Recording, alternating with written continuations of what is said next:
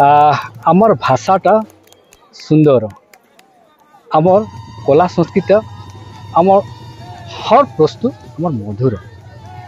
আমি উড়িয়া, আমি সবচেয়ে বঢ়িয়া। অসম উড়িয়া যুৱ ছাত্ৰ পৰিষদ ওদালগুৰি জিলাৰ উদ্যোগত তথা সমূহ আঞ্চলিকৰ সহযোগত নুনেপাৰা প্ৰাইমেৰী কমিটিৰ সহযোগত উড়িয়া ৰাইজৰ সহযোগত আজি ওদালগুৰি জিলা ভিত্তিত আজি নুৱাখাই পৰ্ব, আজি নুনেপাৰা চাহ বাগিচা গধূলি বজাৰ প্ৰাণত আজি আমি অতি উলহ মালহেৰে আজি ফুৰিব ওলাইছোঁ। আজি দেখিলে আপোনালোকে আজি অতি সুন্দৰ যি কালচাৰ উড়িয়া জনগোষ্ঠীৰ এটা বৃহৎ অতি সুন্দৰ কালচাৰ। আজি আমাৰ সম্বলপুৰী নৃত্য, আজি আমাৰ এই ভাষা সংস্কৃতি সাজ পোছাক নীতি অতি চহকী আমাৰ জনগোষ্ঠীৰ। আজি আমি ইয়াতে নুৱাখাই পৰ্ব আজি পালন কৰিছোঁ। আজি পোনপ্ৰথমতে আমি পতাকা সন্থা তথা নুৱাখাই পৰ্বৰ আজি আমি পতাকা উত্তোলন কৰিলোঁ। আৰু উত্তোলনৰ পিছত আজি আমাৰ ইয়াতে আমাৰ জ্যেষ্ঠজনসকলক, গাঁৱৰ মুৰব্বীসকলক আজি আমি সম্বৰ্ধনা জনাই এটা উড়িয়া গামোচাৰে, সম্বলপুৰী গামোচাৰে আমি সম্বৰ্ধনা জ্ঞাপন কৰিলোঁ। তাৰপিছত আজি আমাৰ স্মৃতি তৰ্পণ হ'ল।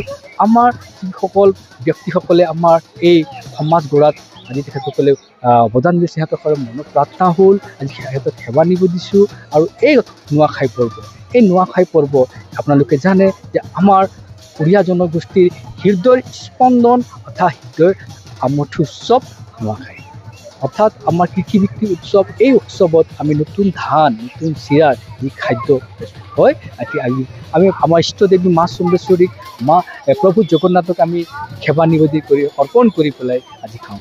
আজি আমি জ্যেষ্ঠক আমি সন্মান কৰোঁ, পূজা পাঠ কৰোঁ। আজি আমাৰ দেৱ দেৱীৰ যি কুল দেৱ দেৱী আছে, মা চম্বেশ্বৰী আমাৰ ইষ্টদেৱী, তাৰ লগে লগে আমাৰ প্ৰভু জগন্নাথ স্বামী, তাৰ লগে লগে আমাৰ মাতৃ পিতৃ, আজি আমাৰ পূৰ্বপুৰুষক আমি সেৱা নিবেদন, আমি প্ৰণাম জনাওঁ আৰু আজি জ্যেষ্ঠৰ আশীৰ্বাদ গ্ৰহণ কৰোঁ। লগে লগে জ্যেষ্ঠসকলেও আজি আমাৰ কনিষ্ঠসকলক মৰম চেনেহ আদৰ কৰে।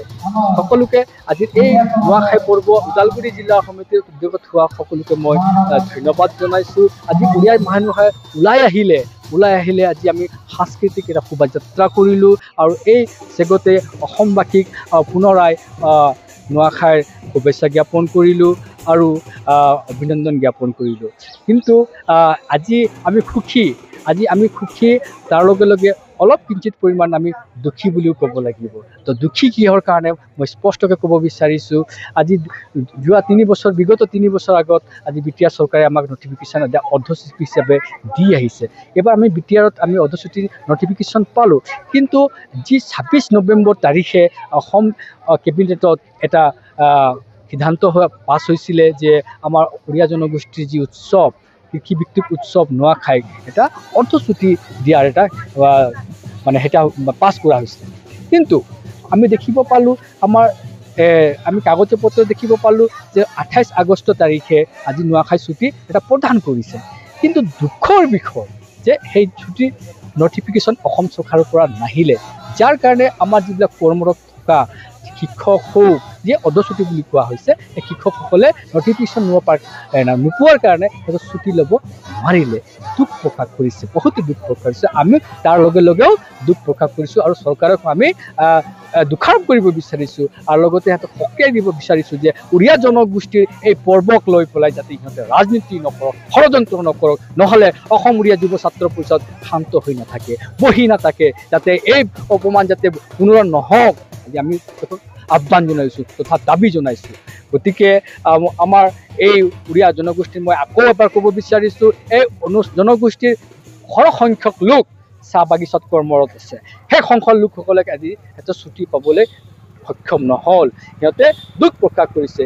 যদি উড়িয়া জনগোষ্ঠীৰ প্ৰতি সঁচাকৈ মৰম, প্ৰেম, সন্মান আছে, তেনেহ'লে মই অসম চৰকাৰক মই অনুৰোধ জনাইছোঁ, দাবী কৰিছোঁ, ইয়াক মানে পূৰ্ণাংগ ছুটীৰূপে পেইড হলিডে হিচাপে ঘোষণা কৰক। এইটো আমি এটা অসম চৰকাৰৰ পৰা এটা দাবী আমাৰ অসম উড়িয়া যুৱ ছাত্ৰৰ তৰফৰ পৰা, ওদালগুৰি ডিষ্ট্ৰিক্ট সমিতিৰ তৰফৰ পৰা এক দাবী আমি মানে জনাইছোঁ। গতিকে এই আমাৰ যিকোনো দাবী আছে সেই দাবী যাতে সম্পূৰ্ণ কৰক, আমাৰ মানি লওক, এইটো অসমৰ দাবী জনাই আজি নুৱাখাই পৰ্ব সমূহ অসমবাসীক মই হৃদয়ৰ অন্তৰৰ পৰা মই শুভেচ্ছা জ্ঞাপন কৰিলোঁ। ধন্যবাদ।